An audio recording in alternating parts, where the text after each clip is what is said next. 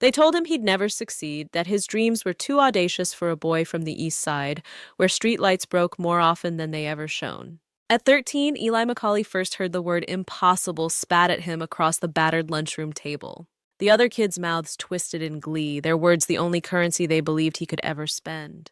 He learned early that the world would always size a person by the company their parents kept, the numbers on rent notices stuck to their scuffed front door, and the discipline of their posture after every hard lesson doled out by life, family, or the city itself. Eli's world was a cracked sidewalk, a sky of sirens, and the unspoken oath of those who survived by keeping their heads down. But Eli, though nobody knew it yet, had made a silent decision to bear witness to himself, to not turn away from his own hunger, and to never tame the spark that made him different, even when it brought trouble. The first spark was fascination. He didn't want to play ball in the crumbling courts behind the apartments.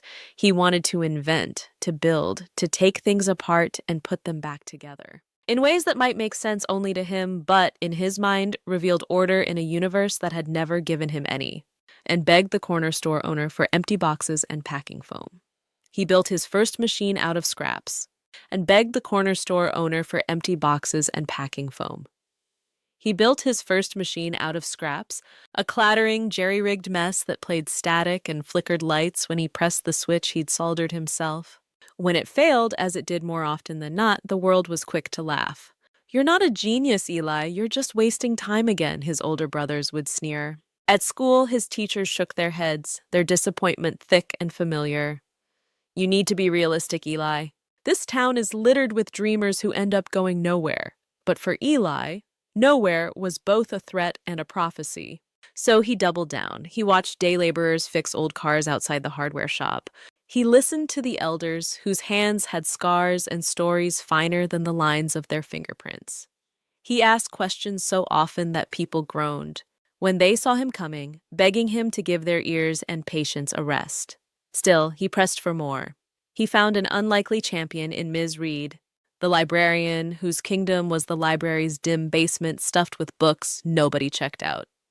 When Eli first asked for books on circuit boards and programming, she led him down twisting aisles and found him a copy of Practical Electronics for Beginners. When he asked for more, she slipped him access to the public computers and let him stay past closing. "Don't let anyone tell you the only chances worth taking are the safe ones," she told him. Her small encouragement became fuel more precious than praise. Not everyone in his world told him no. By 16, Eli was building things no one in his neighborhood could decipher: miniature wind turbines spinning from scrap in the yard, solar panels soldered from old calculators, and radios hacked to pick up weather reports in languages nobody spoke. He filmed every failure and small victory with a borrowed camcorder. He uploaded shaky videos to message boards and early social sites, hoping to find someone, anyone who understood his obsession. Mostly there were no replies, only digital silence except for one. Zoe, a university student a state away, who messaged in the dead of night, "Hey, you remind me of me, don't stop, your hacks are wild." They struck up a friendship defined by mentorship and late-night troubleshooting sessions. When she sent him a package, a real soldering kit, with a note that read, "You earned this," Eli felt something unfamiliar flicker inside. Belief.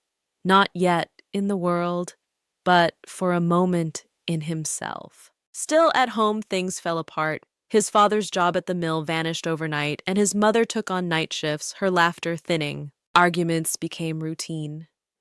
Some nights, Eli fled to the library or the garage, tinkering until dawn, clinging to the promise of invention as the only map out of routine defeat. At graduation, Eli walked across the stage in a suit 2 sizes too small, applause scattered like raindrops. No scholarships had arrived and no universities beckoned. His principal shook his hand and whispered, "Don't lose that fire, son." The kind of phrase people say when they mean well but expect little. Neighbors muttered, "He'll be back, just another face in the crowd." He started with nothing but an idea, a battered laptop bought secondhand from a pawn shop, and faith in the logic of his hands. Eli's bedroom became a laboratory filled with boxes labeled "maybe useful," with not a square inch of spare floor. Noise and sparks flew nightly. Sleep became optional. Curiosity never did. He saved every dollar.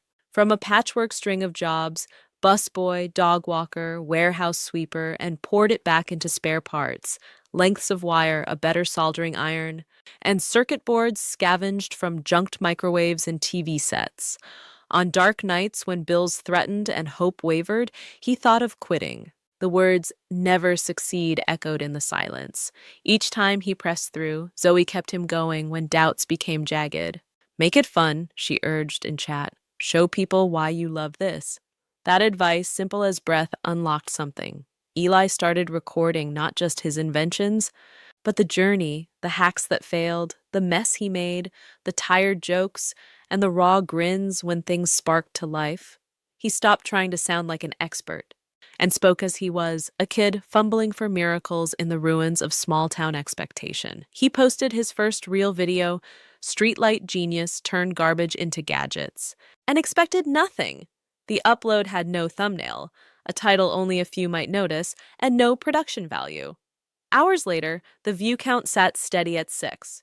A week later, it climbed to 30. One comment clung to the bottom. Keep going, kid, this rocks! It wasn't much, but it was proof. Eli made another video and another, teaching viewers how to make a working radio from string and foil and spotlighting local friends who could fix anything with duct tape or baling wire. His following grew by 2s and 3s. Then, one Saturday night, as Eli filmed himself making a wind-powered phone charger out of a broken bicycle wheel and soda cans, something happened. The video went viral, shared by a national science blog, then a popular forum, cascading across feeds until it became a headline. Local teen invents wind power with $20. Thousands watched as Eli fumbled and soared, his plain speech and open joy a sharp contrast to the slick, perfect tutorials dominating the internet. He was authentic, sometimes awkward, often charming, always persistent.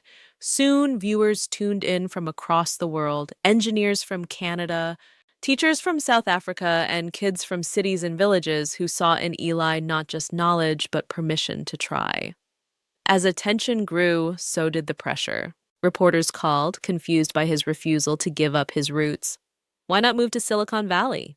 Don't you want to patent your ideas? Even his own town transformed. The same faces that once rolled their eyes were now asking for autographs outside the convenience store. Some of his old classmates came around, sheepish. Hey, man, remember us? Whether out of guilt or hope for reflected glory, Eli could never tell, but he greeted everyone with patience, remembering what it felt like to be doubted. His family's fortunes turned too. Sponsorship money began to trickle in as his follower count exploded. Zoe helped him launch an open-source blog and connect with mentors and grants. His mother, watching his channel late at night after long shifts, wept silently at first, then bragged to everyone at church. My son, the inventor, the one the world knows now. Eli didn't become arrogant. Instead, the weight of expectation humbled him. The more people watched, the more he felt obliged to demystify his successes and focus on teaching others. He responded to comments and started Fix It Fridays, where he tried to solve real problems sent in by his subscribers, never hiding the inevitable failures. People started sending him their broken dreams, an electric wheelchair that wouldn't charge, a heating pad for an elderly dog, and a radio from Iraq longing to pick up news from home. Eli worked late into the night, driven by their trust. When he didn't know something, he admitted it and then set out to learn. He let the journey remain messy and alive, and millions saw their own struggles reflected in his honest, unpolished striving. He never forgot the words they first flung at him, never. But now, every time he logged on and saw the counter climbing, 10,000, 100,000, a million, he felt only gratitude for the belief Ms. Reed gave him, the engine Zoe helped build inside his courage, and the community of makers and dreamers he'd somehow helped find each other. For the truth, he lived every single moment. The only way to never succeed is to stop trying. His name had become known to millions. Still, in the small town where streetlights now worked again, some thanks to his own repairs, Eli rode his bicycle home and grinned at the thought of what might come next. Recognition swept into Eli's life with the rush of a train, thrilling, sometimes terrifying.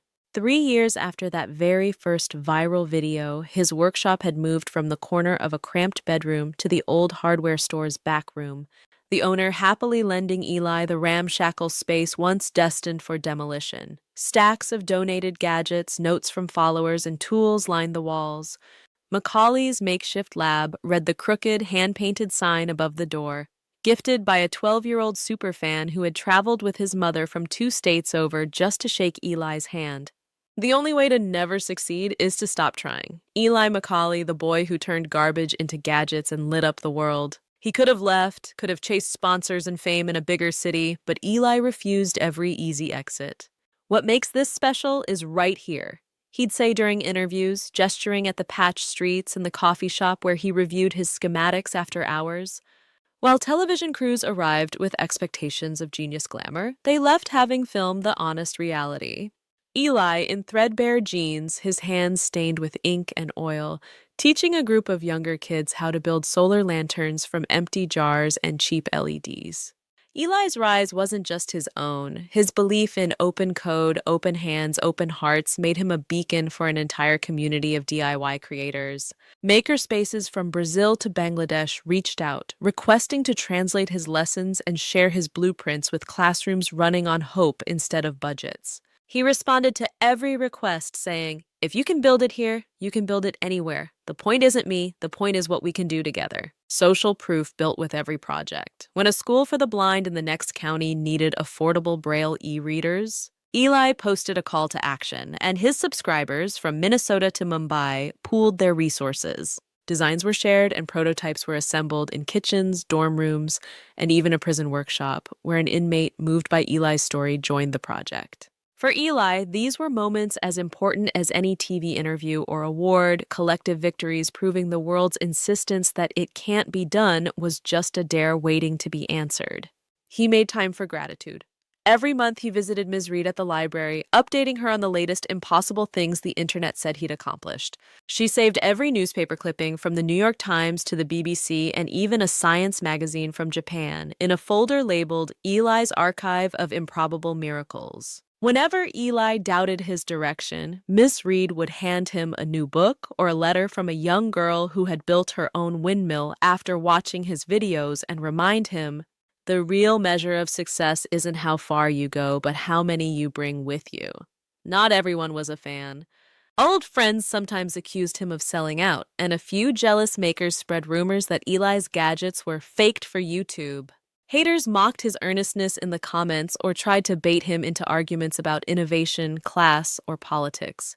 Eli never gave them fuel. Instead, he answered them publicly. "I wasn't supposed to succeed at anything. Every day I get to help, to learn, to build, I win. Every day you try, so do you." His humility, so often mistaken for naivety, disarmed critics and endeared him to millions. Even the local news, which once ran stories about the troublemaker from the East Side, now described Eli Macaulay's triumph as a lesson in possibility for the entire town. Politicians asked for photo ops. Eli said yes, only if he could bring a room full of students on the spectrum or kids who had always been told to choose smaller dreams. "If you want my name," he'd say, smiling but persistent, "lift up theirs first." Through it all, Eli's channel became more than tutorials. It became a window into resilience, a forum for strangers to share setbacks and progress, and a place where trying mattered more than outcome. Subscribers sent stories of homes lit for the first time, neighborhoods organizing solar co-ops, and hope born from shared knowledge. Days that had once ended with loneliness and the echo of "never succeed" now finished with Eli turning off the lights, reading letters of thanks and wonder, and finally feeling at home in the future he had pieced together. The world began to notice not just Eli Macaulay, but the network he wove, a community much larger than the sum of any one viral video or awards shelf. Invitations followed, a TED Talk request, features on national morning shows, and meetings with scientists from corporations that wanted to license his patents. Each time, Eli paused and asked himself not which option would make him richest or most famous, but which would let the most people create their own success. He was the underdog who refused to become an overlord. He accepted the TED invitation with one condition. His talk would highlight only inventions sent in by his viewers. He began by telling the audience about his first wind-powered charger, then shifted the spotlight to a grainy video from Uganda showing a group of teenagers building a water filtration system inspired by his tutorial. He showed a letter from a Syrian refugee whose makeshift lantern, improvised from Eli's design, allowed 6 children to finish homework after sundown. The applause was thunderous, but Eli only grinned, humbled, and a little sheepish as he stepped off stage into the swirl of journalists and handshakes. He returned home to find the phrase, "Local boy changes the world," painted on the library sidewalk in colored chalk, a gift from the kids who still believed magic was made with wires and old batteries. Eli crouched and laughed, his heart full, scribbling back, "You can too." For every milestone, he remembered the lunchroom tables of his youth, the teachers who saw danger in his ambition, and the neighbors who had always warned him to aim lower. Their skepticism had, paradoxically, been the soil he needed. In their disbelief, he had built his own proof. Requests for help grew. Nonprofits begged for hackable tech solutions for remote villages, and disaster relief agencies asked if his followers could build water pumps or solar-powered radios for areas struck by hurricanes. Eli answered as many as he could, recruiting engineers and tinkerers from his growing network. He was no longer just a one-man show. He was a conductor orchestrating global collaborations through live streams and open forums. "If success is a door," he said in another video, "let's throw it off the hinges so everyone can walk through." Despite this reach, he still made time for the small things. Monthly fix-it clinics at the community center remained his favorite events. Here, parents and children crowded around Eli as he diagnosed problems, both technological and personal. "My blender won't blend. I can't get the remote car to work." And once, from a tearful 12-year-old whose father had just left, "My world is broken. Can you fix it?" For that child, Eli put down the tool in his hand and simply listened, offering, "Some things take longer, but every problem starts with trying. You're not alone." Social proof became its own kind of power. When detractors complained his solutions were too simple or not real engineering, Eli shrugged it off. "Every expert begins as a beginner," he'd say. "I failed more times than the world has seen. Millions know my name now. Imagine what might happen if millions just tried." His transparency bred trust. His everyman approach earned fierce loyalty. He watched from the sidelines as other influencers faltered, burned out, chased trends, turned cynical, or drowned under the weight of inflated egos. Eli grounded himself in reminders of where he started. The soldering iron that still sparked, the scent of hot plastic, and the faces of his family, now proud in the audience when he spoke on stage. His mother, no longer worried her son would waste his talent, wore a pin with his face at every public event, while his brothers, once his harshest skeptics, confessed their pride as they joined him in teaching local kids at the rec center. Eli's story became legend, a parable repeated on podcasts, in classrooms, and on community bulletins everywhere. Teachers shared his videos with students to demonstrate that genius could come from anywhere and that grit and kindness were as important as raw intellect. Keyboard warriors who once doubted him now asked for advice on their own projects. They told him he'd never succeed. Now millions know his name, the headlines declared. But the truest tribute came from his hometown itself. One afternoon, the city council voted to rename the alley where Eli first scavenged parts, the one the city had once threatened to bulldoze for being an eyesore. It was now Macaulay Lane, a celebration of underdogs, a symbol that sometimes the world's laughter is simply the music of a story waiting to be rewritten. Yet the greatest triumph of Eli Macaulay was never in the scale of his audience or the gleam of awards in a glass case. It was in the ordinary, tireless persistence, the way he rose before dawn, still troubleshooting his latest invention, or swept the sidewalk outside the old hardware store, greeting neighbors by name. Some mornings, he would bike out to the edge of the city and sit by the river where, as a child, he had skipped rocks and dreamed in silence. Now, the weight of millions of subscribers rested on his shoulders, but he felt lighter. The measure of his accomplishment wasn't just the world's applause, it was the letters he still received weekly. One was from a girl in Argentina who had managed to build a solar powered water filter that supplied her entire rural town with clean drinking water. Another came from a retiree in Oregon who thanked Eli for giving him the courage at 70 to learn electronics and refurbish radios for the local hospital. The stories poured in, proof of a movement much bigger than a single name. He was invited to judge invention contests, grant scholarships, and appear on magazine covers. He accepted some of these honors with humility, using the spotlight to advocate for universal access to technology and to champion underfunded STEM programs. When he spoke, he downplayed his own achievements to amplify the contributions of his followers. My name's bigger than I ever expected, but the real success lives in the thousands of hands finding new solutions everywhere I once saw only dead ends. His humility only deepened as he aged. People who had once counted him out became his fiercest advocates. Ms. Reed, the librarian who gave him a chance, was his guest of honor at a national education conference where Eli wept, his voice breaking as he thanked the first person who ever said, "Why not you, Eli?" instead of "Why you?" His mother toured the world with him when schedules allowed, often skipping the galas and preferring to help at school workshops where she slipped kids sandwiches and words of faith between circuits and soldering. With the platform he'd built, Eli launched a foundation to mentor other underdog inventors. The Try, Tinker, Triumph Fund provided grants and mentorship to those whose only credential was stubbornness. Dozens of past recipients soon became famous in their own right, reinventing tools for farming, medicine, disaster relief. Dozens of past recipients soon became famous in their own right, reinventing tools for farming, medicine, disaster relief, or simply spreading joy in places no spotlight ever reached. But fame brought new burdens. Hackers tried unsuccessfully to discredit him. Opinion writers sometimes weaponized his story in political debates about class and opportunity. It stung, but with each public storm, Eli doubled down on transparency. Every failure became a new lesson set live. This didn't work, but here's why, and here's how we try again. His subscribers saw him not as a distant icon, but as a fellow builder, fallible, human, and relentless.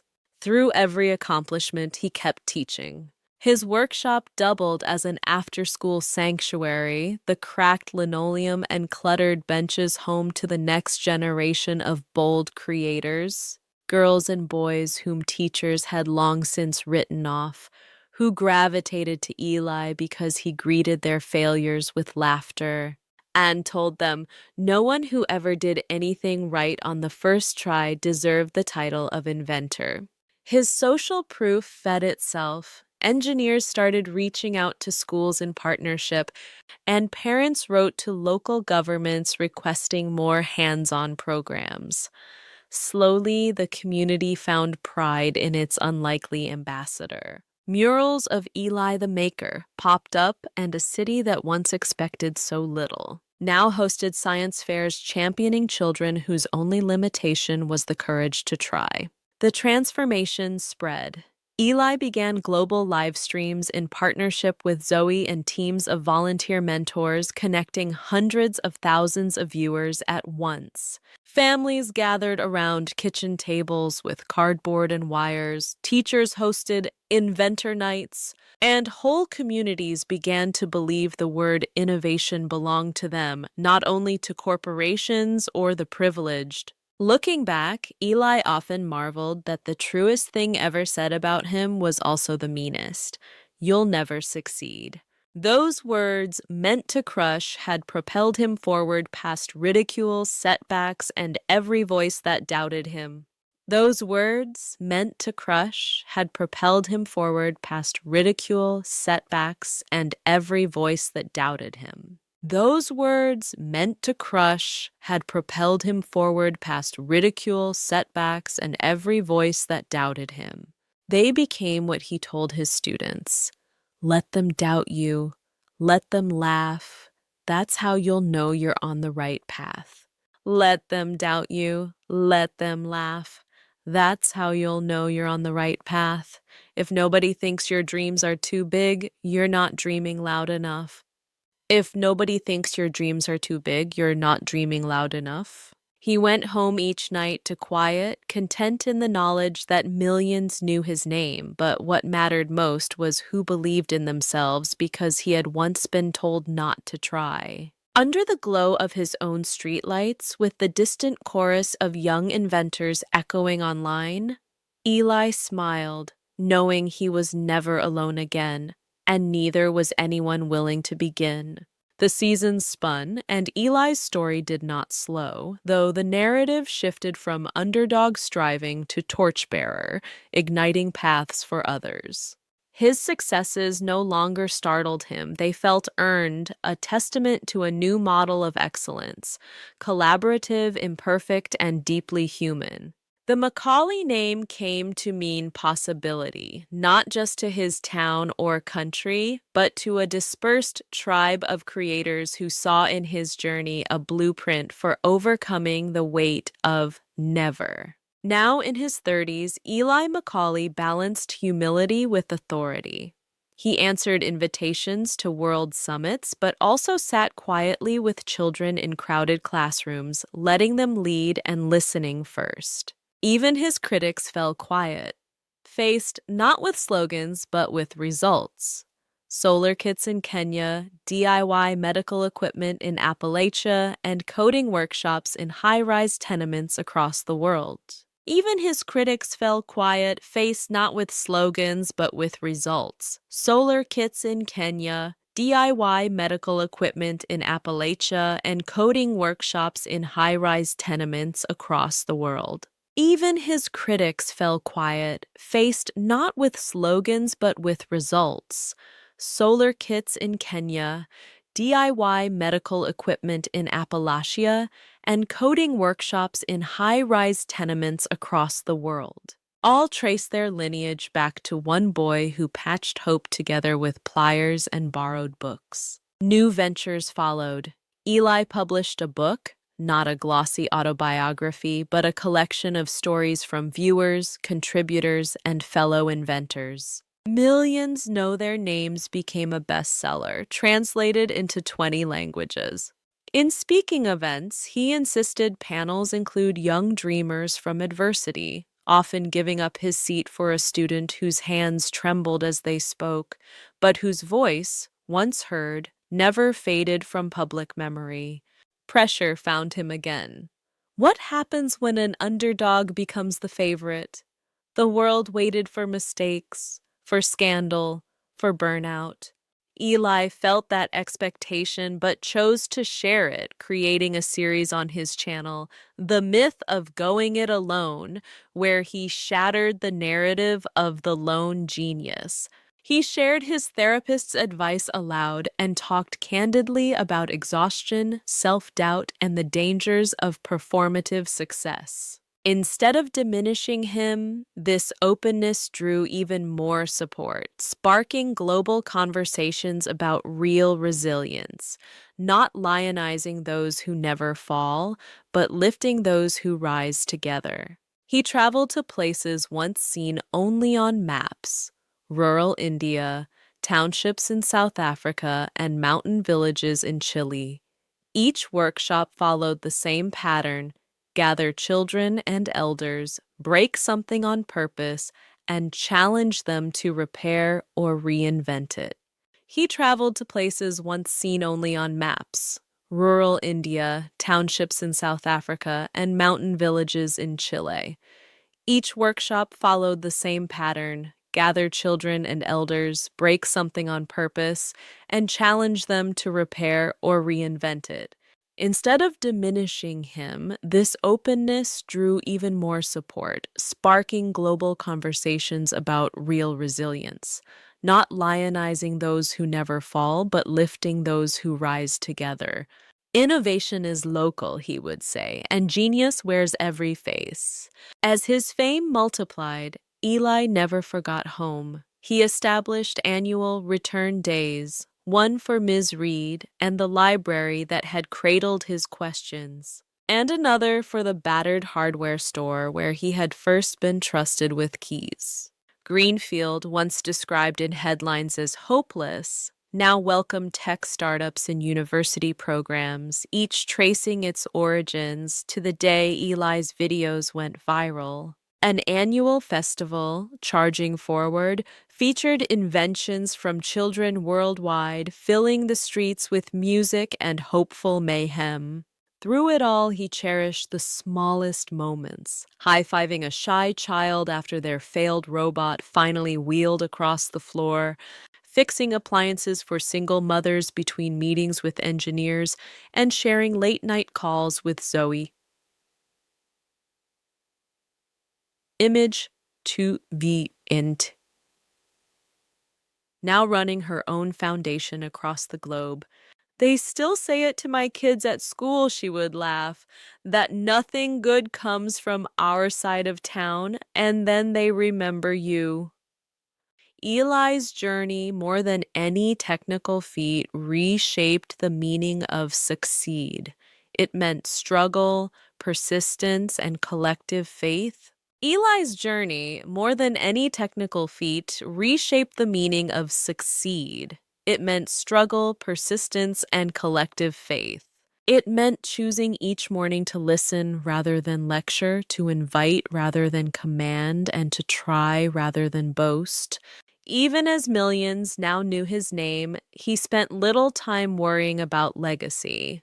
Instead, he poured every lesson, every new failure, and every unexpected victory into the hands of the next generation, asking only one thing: never let anyone, especially yourself, convince you it can't be done.